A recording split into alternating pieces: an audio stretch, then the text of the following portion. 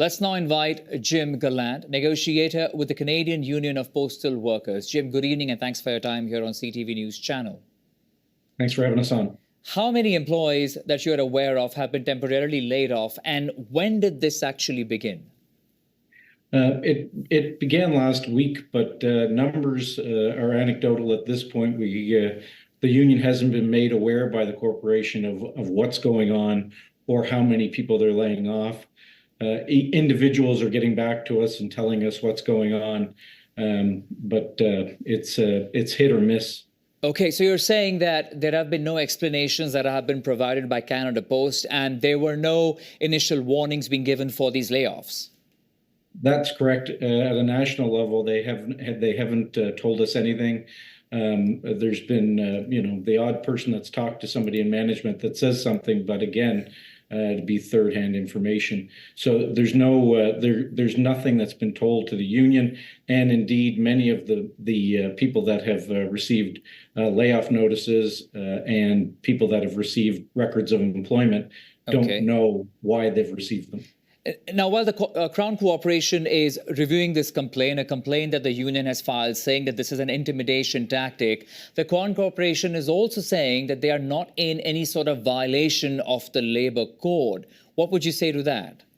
Well, it's laughable. Every law expert or professor that's been on says that it's a violation on its face.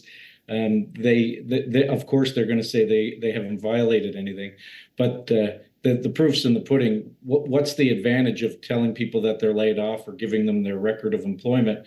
There is no advantage at this point. We're on a full strike across the country. Nobody's being paid. So the only reason that you'd have to tell somebody that they're no longer employed is to intimidate them, because the law says they have to come back at the end. Right. James, we know that the talks per se temporarily suspended by the special mediator because the union and the Crown Corporation are far apart on the negotiating table. Do you see these talks resuming anytime soon? Any word on that? What is happening in the interim? The union sits here waiting. The special mediator has our number, and we've been waiting since he called a suspension to the talks. Again, the union believes that the quicker we're back at the table, the quicker we come to some agreement. And there's always a worry of the government interfering with legislation or 107 under the code. Is the union willing to compromise a tad bit? And I ask you that question because, Jim, we've heard from so many small businesses across the country. We've heard from charities today bracing for this holiday season, saying that it's disrupting their donation drives. We have heard from senior associations saying they're unable to connect with their loved ones. We've heard from the chambers of commerce saying supply chains are getting affected. So I ask you, is there a possibility of some sort of a compromise between the union and, of course, Canada Post? Well, we hope so.